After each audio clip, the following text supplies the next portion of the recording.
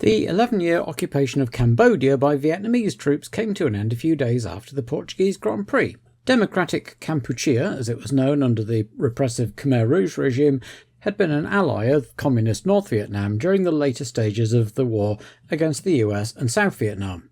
But with the reunification of Vietnam, Kampuchea became more aggressive towards Vietnam, and eventually the Vietnamese army invaded in 1978, deposing dictator Pol Pot and establishing the People's Republic of Kampuchea, which in the spring of 1989 was replaced by the State of Cambodia, a more symbolic than real change, as Vietnam began to withdraw and hand over the reins to domestic and friendly native Khmer.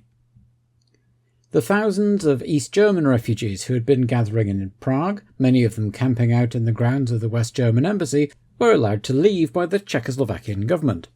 The East German government permitted this on the condition that the trains were composed of East German rolling stock and passed through its territory en route, and many of the refugees were nervous that the trains would be stopped and they'd be arrested, particularly after East Germany closed its borders with Czechoslovakia except for the special trains.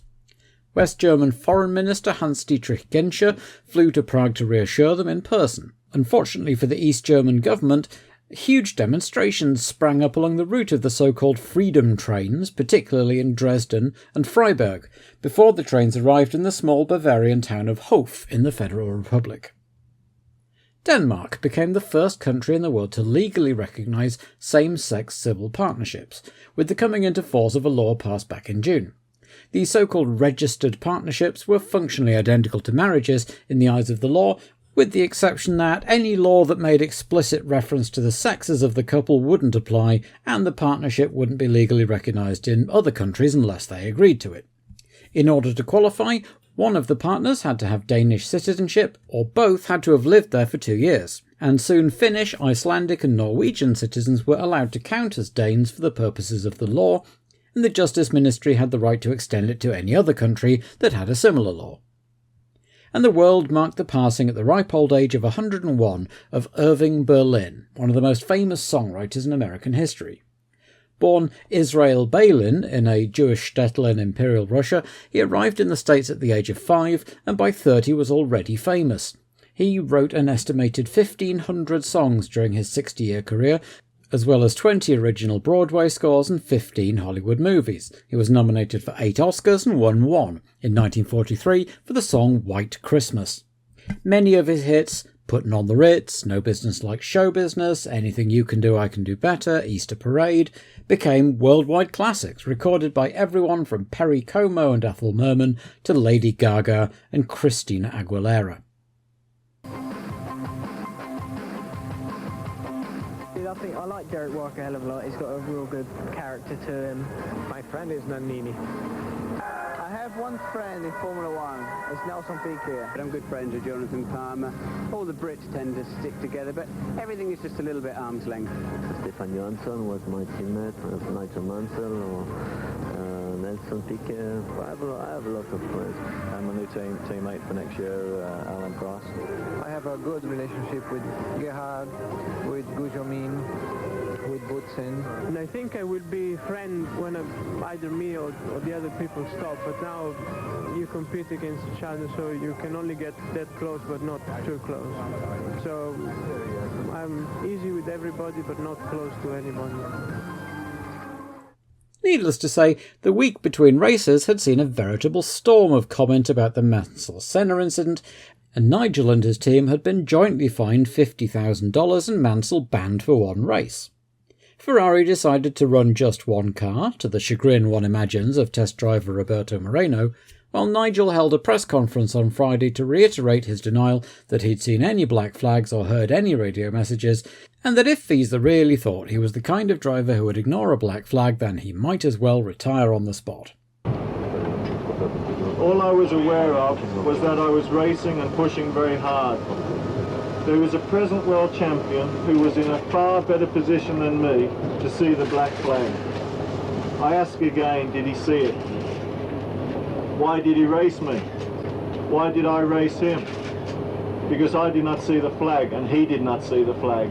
So why were we competing so hard? Because neither of us saw the black flag. He had a lot of sympathy in the paddock, in fact. with many feeling that the punishment was unduly harsh and that what he was really being punished for was ruining the championship run-in. Perhaps unexpectedly, Ayrton Senna said that he'd been having difficulty receiving radio messages around that time too, which seemed to back up Mansell's version of events. Ron Dennis begged to differ though and gave his own press conference, expressing his belief that Nigel knew perfectly well who'd been disqualified. 90% team management and 10% driver error, but of course he should be professional, know the regulations, and not have even attempted to go out and compete. If he was as professional as he makes out himself to be, he would have known that. Elsewhere, Mansell's former employers at Williams had spent a week scratching their heads at the simultaneous retirements of both cars near the end of the Portuguese Grand Prix. Trying to isolate the problem, they decided that at Jerez, Patrese would drive the old FW12C and Boots in the new FW13. Tyrrell's ex-Ferrari designer Harvey Postlethwaite was complaining of a stomach problem and was flown back home on Saturday for what turned out to be an emergency appendectomy, and another soon-to-be ex-English Ferrari designer John Barnard had announced that he would be moving on to the Benetton team for 1990. Jean Alesi had scored the 6th place he needed to cement his Formula 3000 championship at Le Mans and was back in the Tyrrell cockpit for the rest of the season, while Christian Danner had been sacked by Real team owner Günther Schmidt, who hired Eurobrunn refugee Gregor Wojtek in search of both more qualifying form and a bit of extra funding. Friday showed again that pre-qualifying could be a bit of a lottery, as both Azellas made it through, Larini being the first Azella driver to top PQ. JJ Leto split the pair, with Alio taking the last available slot in 4th, which meant that after standing on the podium at Estoril, Stefan Johansson failed to pre-qualify in Jerez. An engine failure meant he couldn't get a good lap in. Alboreto had his worst session yet, down in 8th. Zach Speed made it 27 failures to pre-qualify in 28 attempts, and Enrico Battaglia seemed to be making progress and was only 3/10ths slower than the next slowest car. Friday qualifying saw Gregor Wojtek have a huge off in his Real when the rear wing just folded up on him and deposited him at high speed into the tyre wall. Ironically, Senna was on a flying lap at the time and ignored the black flags that went out around the circuit due to the remnants of the Real scattered around the place. He was fined $20,000 and had that lap's time struck off. It didn't matter, he was still quickest, and then went a whopping 1.6 seconds quicker on Saturday to take his 40th career pole, with next year's teammate Berger alongside for the 3rd race in a row. Prost was 4th, nearly 8/10ths behind Berger, and only a 10th ahead of a flying Martini in the Minardi, still enjoying those Pirelli qualifying tyres. And just behind him in a career best 5th was Alio. Did this morning a very good job. We find some new solution with the car because you know we never test a lot this car and we don't know very well the car yet, and that's why now we progress, and I'm 5th today. Both were ahead of Patrese in the old Williams, with Piquet an encouraging 7th ahead of Brundle, Alesi and Pirro making up the top 10, and Larini an excellent 11th in the Azella. Leto would make his Grand Prix debut from 17th, Boutsen could only manage 21st in the new Williams, just ahead of Chiva, with Ginzani squeezing in at 25th in the second Azella, and a dispirited Gugelmin bringing up the rear in the march, leaving Arnoux and Raffanel to join a shaken Wojtek in D&Q land. The Swiss driver left the circuit and the team the next day. So, with Senna on pole and passing tricky at the tight Jerez circuit, the defending champion ought to have a fairly straightforward job. Get a good start, then just keep everyone behind him. He got a morale boost on Sunday morning as Ferrari had a relapse of their semi-automatic gearbox trouble on both Berger's race and spare cars, while a morning shower quickly dried up in the hot weather but made the atmosphere very humid and sticky and washed a lot of the rubber off the track. Senna fulfilled the first part of his plan with a great start, staying ahead of Berger into turn 1 as Prost followed through and Patrese got round both Alio and Martini to slot in 4th. Nakajima was nudged from behind by Capelli and spun off and back onto the track, miraculously failing to be hit by anyone else, but putting the finishing touch to a pretty miserable weekend all round for the Japanese driver. For his part, Capelli took some suspension damage and came in to get it fixed. He did manage to get going again, but only after losing 5 laps in the pits, exiting just behind the leaders. Senna, meanwhile, was driving cautiously, husbanding his tyres while Berger clambered all over him trying to find a way past. Prost was maintaining a watching brief with Patrese, Martini and Alio still in the top 6. Larini's good qualifying went to waste when his suspension packed up on lap 7 while running 14th, while 8th placed Martin Brundle, with a new rear-mounted camera attached to his car, was coming under pressure from a lazy who'd already disposed of Nannini. The novel angle was providing some great footage as the three ran close together until Nannini pitted early for tyres, only to spin off on cold rubber on his outlap.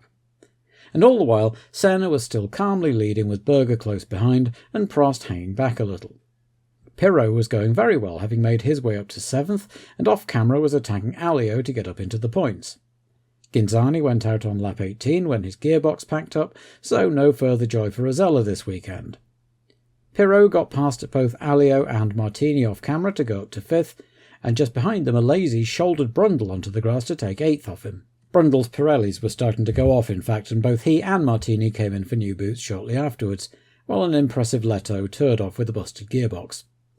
Brundle re-emerged in the middle of a pack of cars led by Andrea de Cesaris in 10th, and once he'd warmed up his new tyres he set about disposing of Warwick and making progress. Again, some great shots from his rear-view camera. Prost was the first of the leaders to pit at the end of lap 26, a decent but not brilliant stop getting him back out 4th, right in front of Pirot's Benetton. Next in was Patrese, but a problem with the right rear lost him a lot of time and he went back out with the original right rear still on. Berger made a greased lightning stop without losing a place, and while the Larousse team were fumbling with Alio's Lola, Martini spun off and Senna pitted from the lead, emerging right in front of Berger. Further back, Brundle had got past de Cesaris, but Warwick, trying to follow, had been rear-ended by his own teammate, and the slightly embarrassed Cheever came in for a new nose. Senna quickly pulled away from Berger, whose Ferrari had started emitting a haze of blue smoke as the race approached half-distance. The Tyrrell team were another one having problems in the pits, as the Lazy had a slow stop. Whatever was wrong with Berger's car didn't seem to have affected its speed, so on the half-distance lap Senna still led Berger by 5 seconds, with Prost 15 seconds back in 3rd, then Pirot, Patrese and Alesi all separated by about 2 seconds each, and for the next 20 laps nothing changed in the top 6. Sala had been having a good day for a change in front of his home crowd, and was up to 10th behind Gugelmin, who'd also had a quietly impressive race so far. Meanwhile, 8th placed Alio was making himself very unpopular with Senna, who was trying to lap him and using some international sign language to express himself. It was certainly a testament to the grunt of the Lamborghini engine, as well as the nature of the circuit. Unfortunately, Berger was likewise held up getting through the Gugelmin-Sala scrap, so he couldn't capitalise. In the end, Sala made a rather ambitious move on Gugelmin, which ended with both of them in the sand trap, which enlivened proceedings a little bit, but otherwise things had got rather dull for the spectators, who were left to speculate as to what might be wrong with Berger's Ferrari and whether it would make the finish.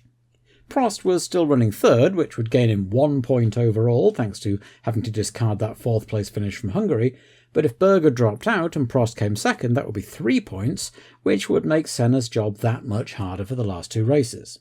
Pirot spun out of an excellent 4th on lap 60 of the 73, promoting Alesi, Patrese and Alio, who made it back into the points. Prost was cruising by now, to the extent that Cheever unlapped himself, while Patrese was having tyre trouble and shot in for new ones once Alesi got by, rejoining 5th. Alesi unlapped himself from a cruising Senna in the closing laps, but realising he was in no danger of catching Prost with 3 laps left, he allowed Senna back through and held station behind so he'd have 1 lap less to do. Only he hadn't bargained on Patrese, who was flying in an attempt to regain the 4th place he'd lost and was rapidly gaining on the pair of them. As Senna eased round the last corner to take the win, Ken Tyrrell had to get on the pit radio and wake Jean up just in time to step on it and hold the place. Berger brought his smoking Ferrari home 2nd, and behind him Prost drove the taxi, in his words, to 3rd, gaining a net 1 point. Alio scored his and the Larousse squad's first point of the season, and Lamborghini's first ever, to cap a decent couple of weeks for them. He might want to avoid Senna at the after-race party, though. Senna's win not only kept the World Championship alive, but also put McLaren 2nd in the all-time winning constructor list ahead of Lotus, who frankly didn't look like changing that anytime soon, so Prost now led Senna by 16 points, and had run out of lower points finishes to discard, so if Senna won, Prost would score no points. Senna could win the championship with a 1st and a 2nd, but only if he didn't come 2nd to Prost. The European racing season was over, and teams headed home to pack up for the Japanese Grand Prix in 3 weeks' time.